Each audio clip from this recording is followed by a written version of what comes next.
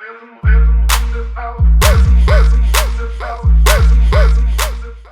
and welcome back to Stayed in Sports, the podcast where we talk about life and leadership lessons all through the lens of the games we love, which are sports.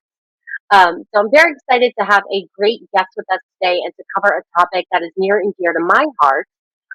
So I have Tammy Matheny with us today, and she is an incredible human. She is a coach, she's an author, and she talks a lot about confidence, which is a topic that I absolutely love and truly believe that confidence really is the foundation to all of our success.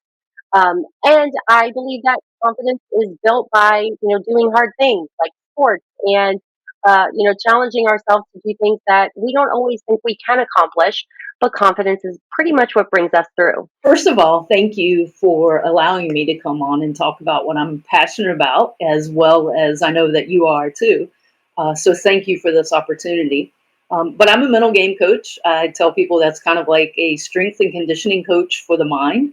I work with athletes of all ages, all sports, and just trying to help them build a baseline of confidence that's under their control so they can handle whatever adversities that they're faced with. I'm an author and a keynote speaker as well. So I am, again, excited to be here, Jen. Yeah, well, I absolutely love the idea of being a mental game coach.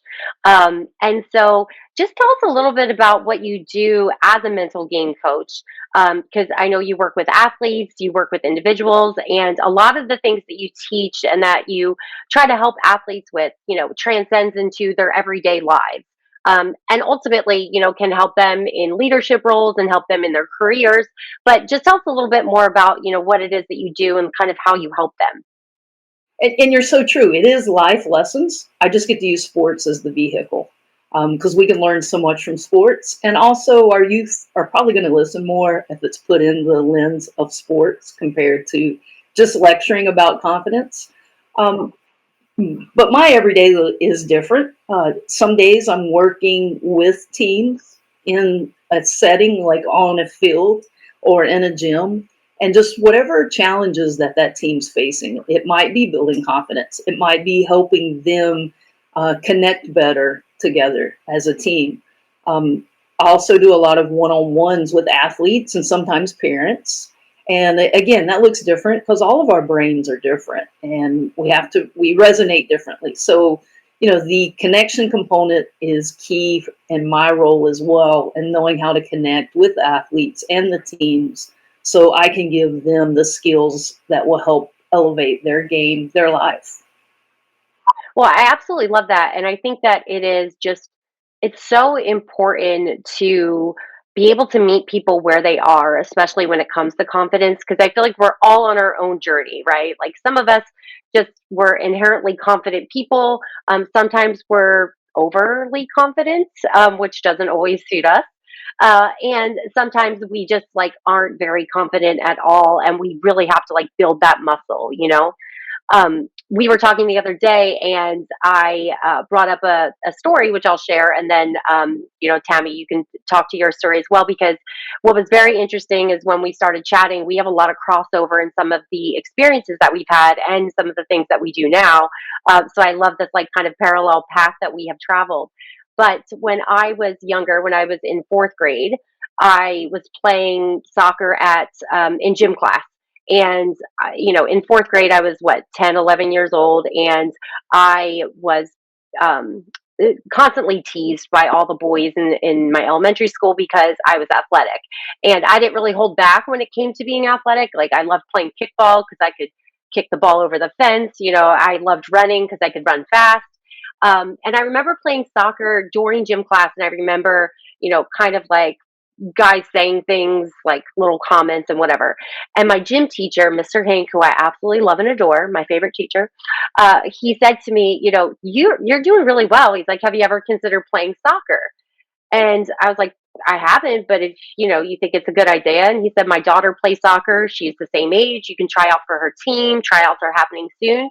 And I was like, okay. So I went home, told my dad. He got me set up. We got some Umbros and some cleats, and we went to tryouts. And I played soccer all the way up until almost 10 years ago because I stopped when I got pregnant with my son. And for me, playing soccer was such an important part of my life. It really helped me become a more confident person because I could allow my skills and my talents to shine. And it made me feel good that, the things that I was doing that I was, teased for, actually could help a team win, could help us feel good, and it helped move me into leadership roles where I got to flex those muscles as well. So not just the physical side of playing the game, but also the mental side of playing the game. And I would absolutely say that if I didn't get involved in sports, if I didn't play soccer at a young age, I wouldn't be, nearly as confident as I am today. And I probably would have taken a lot of those criticisms to heart, as opposed to saying, like, you know what, you're just jealous that you can't kick the ball as far as I can, or you can't run as quickly as I can. But you had shared a really great story too about growing up and kind of building your confidence and some of the challenges that you overcame. So I love if you could share that for our listeners today. Well, you were being teased by the boys, and then my negative message came from my father, who, I'm in the South. It was very old school thinking that he taught me to always be the best I could, except don't be better than the boys. They won't like you if you're better than them. Um, and it was such a conflicting message because I knew I was good at sports and my identity was I'm an athlete, but I'm not supposed to beat the boys. And so that took a lot of years of working through, but I definitely was a lot more confident coming out of that and recognizing people are going to like you for you, not if you beat them or don't beat them or anything like that. But it was an interesting journey, to say the least. But it's funny the messages that we do receive from others, whether it's the boys teasing you or my dad. Um, and the important thing I think that we need to realize is we get to decide how we take that message. We can't control the messages that other people say. So it took me many years to learn that, but obviously, that's helped build my confidence in the process.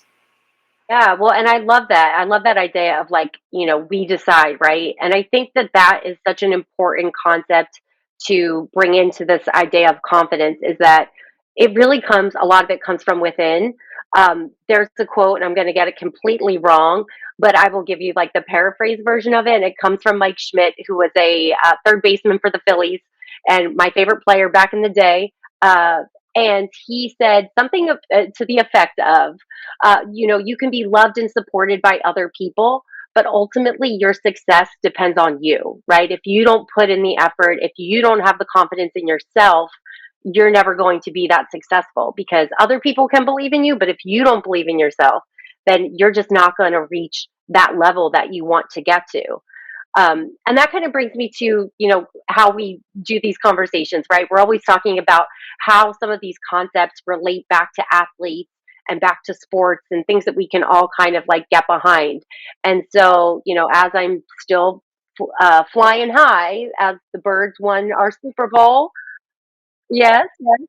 Um, my, number one athlete right now, top of mind with a ton of confidence is Mr. Jalen Hurts. So, Jalen Hurts being the quarterback for the Eagles, he is to me like the epitome of self confidence. The amount of criticisms he's gotten throughout his career, the fact that people would tell him that he couldn't do it, the fact that he's a Philadelphia athlete, I think says a lot because we are very tough on our athletes, not me individually, but I'm just saying collectively as a city. But Jalen Hurts is just, he has such poise. He obviously believes in himself and his effort. He was so determined to make it back to the Super Bowl and to leave the Super Bowl as a champion, which I think is absolutely incredible. And one of his quotes that I love, and I actually wrote this one down so I don't have to paraphrase it or get it incorrect, is I had a purpose before everybody had an opinion.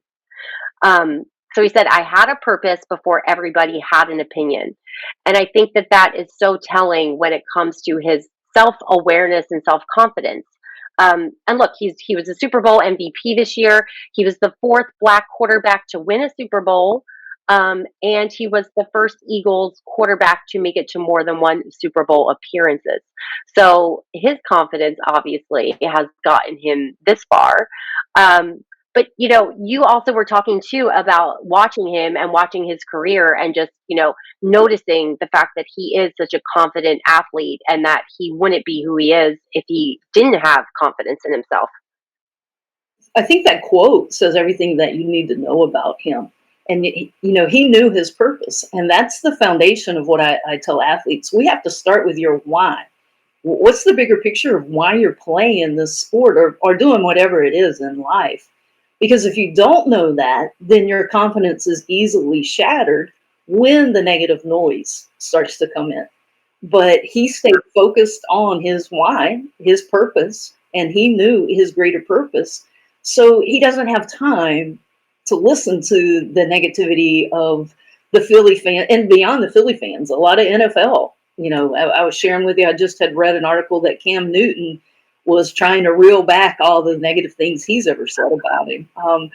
But that to me is to be admired as much, if not more, than that Kobe Bryant, who's always been confident. And now both have their place, but Jalen has, he's been questioned every step of the way. Here he is, he wins a national championship, and then he's benched, but he bounces back and, has this career in the NFL that I would think 99% of quarterbacks would love to have the career so far that he's had. But again, I don't think he listens to any of the noise out there, good or bad. He just stays focused on his purpose.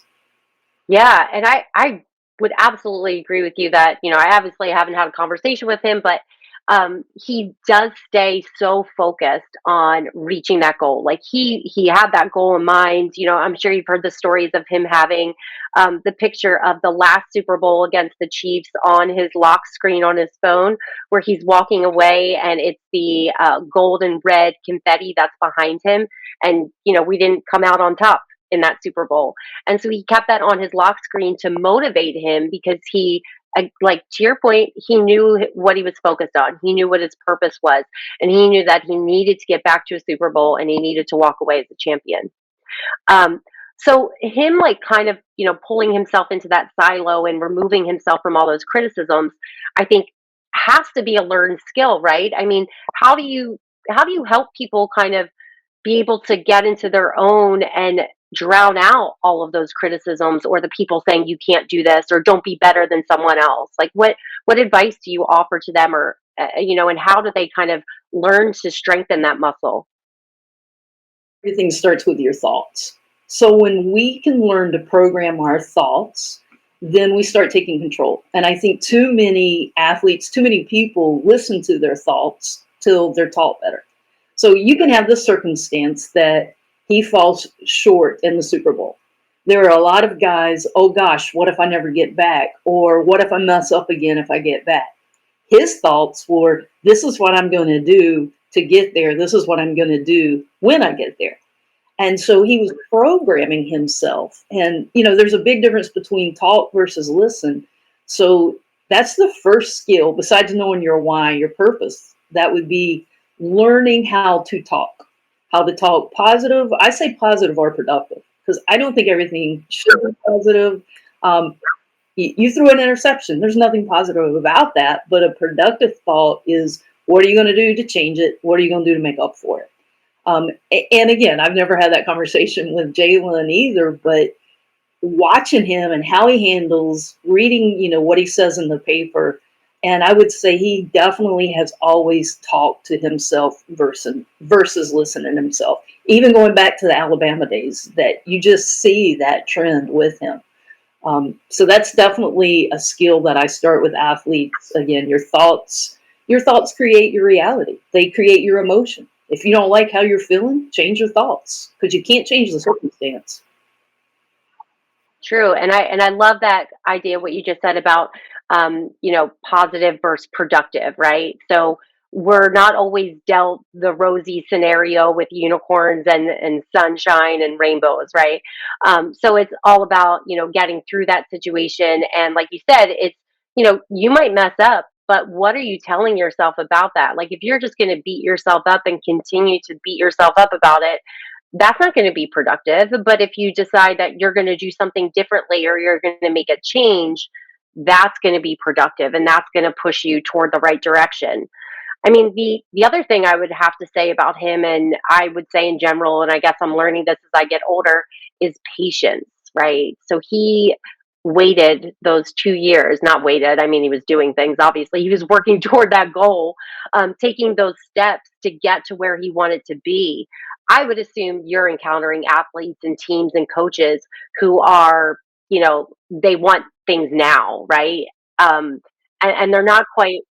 Yes, right? I know, we all just want the wins right now, we want the easy, we forget about the hard work that it takes to get there. It's like the saying of, there's no real overnight success. That person has been working on this for a long time before they hit that tipping point where all of a sudden they're incredibly successful, or, it's not even all of a sudden to them, it's just all of a sudden to the outsiders. But how do you kind of help people work through that where they want to be that superstar right now, and maybe you see them as, they have the potential, but maybe now is just not the time for them? To me, it goes back to staying focused on what you can control versus results. Being that superstar, winning the Super Bowl, that's results. And if we hang our confidence on results and or other people's feedback, like you and I were talking about in our early days, we're going to be on what I call the confidence roller coaster. When we get we get that result we want, we're at the top. Oops, we lose the Super Bowl. Oop.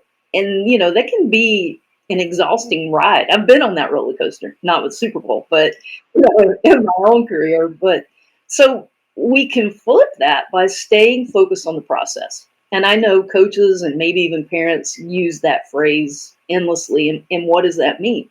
That means every day focus on the little daily activities that you have complete control over.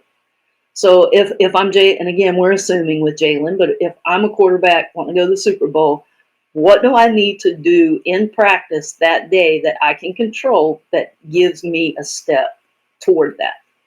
And when you break it down to day by day, moment by moment, then that's when you slowly make those steps and look like that overnight success. Yeah, definitely the process, right? And I think that there was another quote. I have no idea who said it, so we'll just assume I can never get quotes right, and I don't always know who say them. But it had something to do with like falling in love with the process. Like you have to fall in love with the process, and you have to appreciate every part of it. You can't just fast forward to the ending, right? So looking at it as like, an analogy is a book. You're reading each chapter, which is building on this story, which you're going to get to the end at some point, right? We're all going to get to the end at some point, but you have to appreciate each chapter for what it is.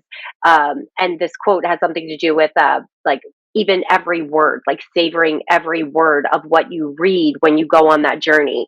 So, I would assume that you kind of have that same mentality when you're working with people about sports and improving their performance, that they have to love every part of improving the performance, and you can't just focus on one aspect of it and just love that part. You have to learn to love every part of it. You may not be like, wow, this is so fun running sprints, but you have to learn to love either, the progress that you're seeing, or going back to your why. Like you said, you have to, I don't love doing this, but I'm doing it because I am focused on achieving that particular goal, right? And I'm gonna mess up this quote probably, but the quote club. But there's a quote out there that says, "When you know your why, the how is easy." Something along that, and it is so true. If I'm living my why, then it's almost going to be impossible to stop me, or at least stop me from doing the very best I can do. But it's when we forget what we're doing, that's when the distractions come in. That's when the burnout comes in. 99% of people that are burnt out from your sport, and I know I talk to a lot of parents and they say their child's burnt out, and I'm like, they've forgotten why they're doing what they do. And most kids start off for the fun and the friends, and they forget that and start focusing on results. Now I know again we want results. That's our goals, but it can't be like why. And when you live your why, you're going to get those results or have a better chance of getting those results. So we've got to really, I put my why right above my computer, make sure I read it every single day. I tell athletes before going to practice or competition, you need to be saying it out loud so it's on the forefront of your brain. Parents, as soon as your child comes off of the field, then ask them, hey, did you live your why? And again, we don't know if Jalen Hurts' family did that or not, but I'm sure that had to be a big topic of conversation. You know, hey, did you live your purpose today? So, because again, you just see it through his actions and his mindset. He has. And I was actually going to ask you that specific question. So you answered my question before I even got to it, which was, how do you always keep that at the forefront? When things get hard and you want to quit or you want to give up or you don't see the light at the end of the tunnel, how do you stay motivated? How do you stay confident that you're actually going to reach that end goal? One of the things that I've always tried to tell myself too is that not accomplishing the goal is not an option, right? And I truly believe this is if you don't give yourself an option to not reach the goal, then you will reach it because you have no out, right?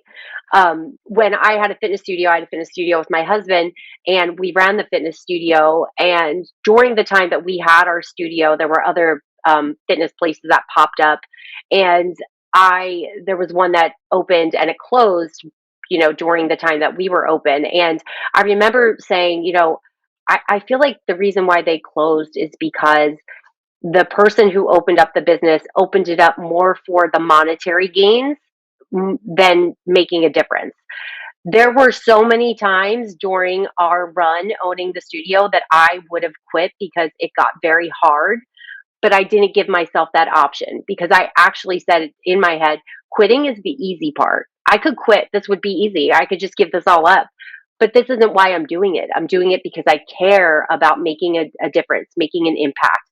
And so if I don't give myself the option to quit, then I just have to keep going. I just have to figure out a way to make it happen, ultimately.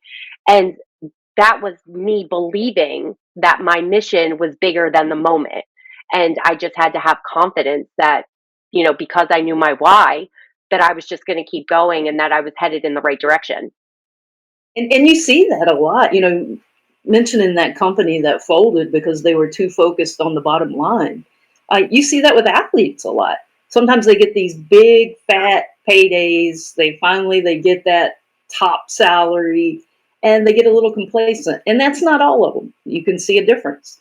The ones that still get paid the high bucks and still do well, they're focused on their mission. But the ones that, oh, okay, I'm just trying to collect my paycheck, they start losing that edge that they had. Bryce Harper, another Philly athlete. I know I talk about all my Philly athletes. But Bryce Harper, he gets a big paycheck, but that man lives and breathes Philadelphia and is the ultimate Philly. He is dedicated to that team. And I remember, there being some chatter when he first got his new contract and was getting millions. And they're like, okay, but is he going to perform? And he doesn't get up and hit a home run every at bat, and no baseball player does. But he absolutely puts it all out there every single game. He does everything he possibly can to be a leader on the team, both in his performance and in his attitude. And I absolutely adore that and think that that's amazing. That's why our Philly teams right now, well, the Phillies and the Eagles, have this incredible camaraderie and this environment and this vibe that we all feed off of as fans because we just love to see it and love to feel it. But that starts with those leaders of the team, those that are performing their best, but also helping others. They're elevating other people. And that's something I wanted to ask you about too, is about the confidence part of it. As if you're a leader and you are confident, how does that impact the rest of the team and the environment and the culture overall? Well, I think true confidence is contagious. And I say true confidence because, again, the difference between cockiness and confidence. I don't think that anyone can be too confident. Because to me, the difference between confidence and cockiness is if I'm confident, I know I'm secure in who I am, what I know, what I can do, but I know I can always get better. I can always improve. If I'm cocky, I'm satisfied or I know it all and I don't need coach, I don't need teammates. So to me, that's the main difference. A confident person's always trying to improve as well as make everyone else around them better. It's not about them. A cocky person, it's about them. So those are the two big differences. So if you've got a confident leader, then they're secure in who they are. So it doesn't bother them if someone else gets the credit or someone else has the big day or big game.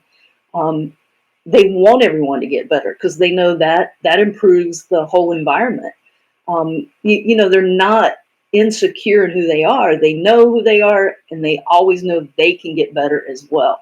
So that's just great leadership, great modeling. If I've got a teammate like that, then I'm automatically going to, I'm going to catch that energy and that excitement and try to model it myself. I again, our Philly teams are killing it. So Mr. Saquon Barkley, the guy who is everyone's cheerleader on the field. He is so supportive of all the other players. The Super Bowl, he had a couple really great plays, but he didn't have those big, huge. He didn't jump over anyone backwards, is what I'm saying. In that particular game, but that was fine with him. He wanted to win a championship. That's what he was there for. He knew he was going to be covered. The team made good decisions in, not just relying on one player to be the one who was going to, score all the points and make all the big plays. And I do not, I didn't talk to Saquon, but I do not think that he was by any means disappointed in not getting those big plays that game. Again, he did have some big plays. Like, let's not say that he didn't play, and didn't get some really great catches, but he definitely was that guy supporting everyone else. And I feel like his energy just elevated our team so much. And to your point, I would never call him a cocky player. I think he is a very confident player, right? I wouldn't say he displayed any signs of cockiness.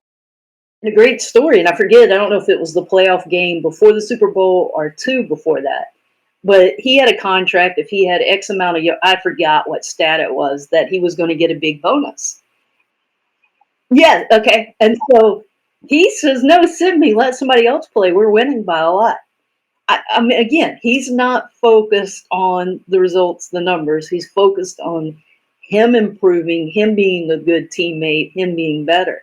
Um, and the payday obviously has come for him. But he wasn't selfish to where that's what mattered in that moment. And I loved hearing that story. It's great too when you can see a player not prioritize the payday, right? And that again, that goes right back to what you said about your why. He wasn't out there just to make money. He was out there to play a sport that he loved. He wanted to win a championship. He wanted to go somewhere that he would be able to be the best player he could be. And Philly just happened to be the home where he landed, which we're so grateful. Thank you, Giants. We appreciate that. But I think that his love of the game, his love of the sport, his passion is what really shines through in his play, and that's what makes him such an incredible player. So I had another question for you because you did share a really interesting story with me as well that we haven't shared yet here, which is about comparisons. So we know that when you compare yourself to other people, sometimes that can be a shot to your confidence. You feel like you're not as good as them or you haven't accomplished as much as someone else. And, I have struggled and tried my best all throughout my career to not compare myself to other people because everyone is on their own journey and it's unique to you, and let's not stress ourselves out by saying we can't achieve the same things that other people achieve. We're not put here to be carbon copies of other people, right? So can you tell us a little bit about that, like how you can pull yourself away from that comparison mindset and what that allows you to do and how that kind of like frees you to step into your own and be successful? And the story I shared with you, Jen, is I'm an expert at comparison. I was born a twin, and throughout my life, I've always been compared. Family and friends didn't understand what they were doing early on, but it was, hey, David, Tammy's already walking. Why aren't you? Hey, Tammy, David can already write. Why aren't you? And it was just never stopped. Or Tammy's better at this than you. So I started thinking that was where confidence came from. And it didn't matter the stats I had playing, it didn't matter the grade I got. It mattered was how that compared to someone else, good or bad. Um, and so I realized through the years that that wasn't a healthy confidence, because I could make a 99, you should be happy, but if someone else made 100, oh, but that didn't mean I was any less smart, by any means. So that was a struggle and a battle. So it has led me. That is one of the things I'm passionate about, of helping, athletes and people in general get rid of the comparison game. And I think the first thing is we have to really look at our strengths, be aware of our strengths, acknowledge our strengths, and really lean into those. Um, Social media, it's so easy to compare ourselves. I do that with other colleagues. Oh, he's doing that. Does that mean I should be doing it? No, wait a minute. These are my strengths. This is my why. And I have to reel myself back in. So I know, our youth do. Um, but Jen, I put it together a free 4-step process for comparisons. If anyone wants to reach out for that, it's free, and it just gives you a step by step of how you can break that comparison game. Um, You just said, social media, about how it really does sometimes throw you into this comparison and you have to pull yourself out, right? And I do it myself, I recognize it now when I do it, and I'm just like, okay, you know what? I am so excited for that person and all that they've accomplished. And I admire that. I don't have to say that I'm any less because I haven't achieved what they have. I can admire them and I can congratulate them and I can feel so good for them. I can also know that I'm not satisfied with where I am, and I want to do other things. But that doesn't make me any less of a person, and it doesn't give them any more power because we're all doing our own things at our own pace.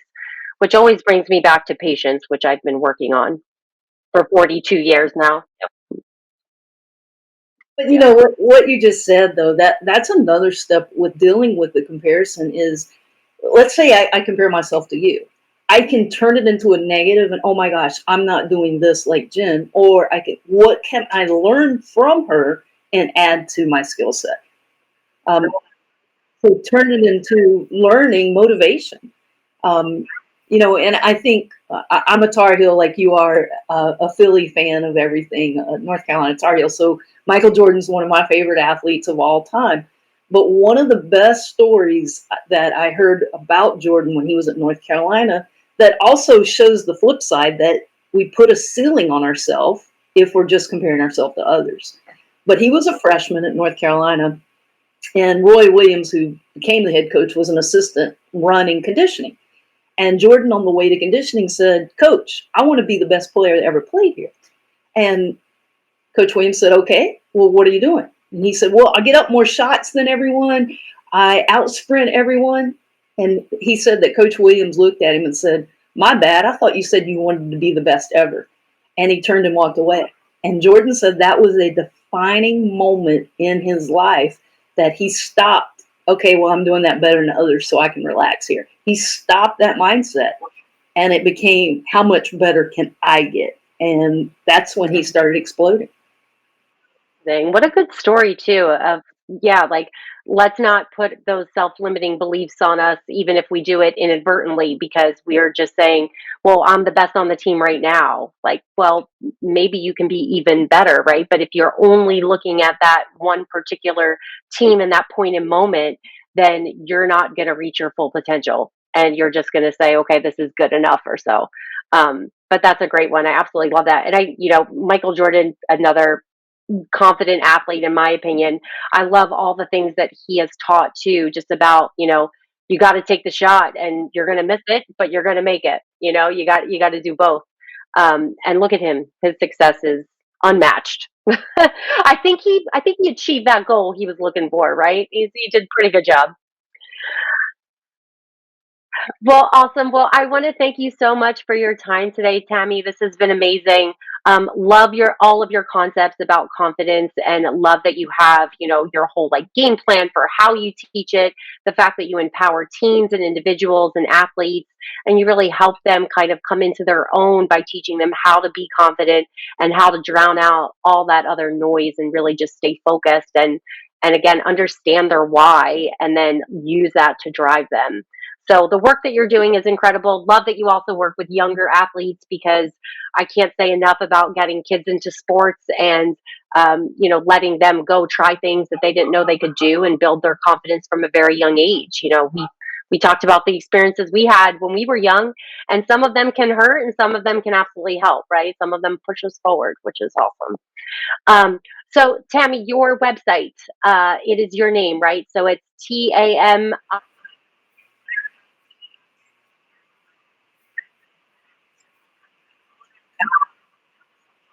visit. Check it out. You can check out her. What's the name of your book again? It is. But an athlete was the first one, and that ties in the most to what we've talked about today. So,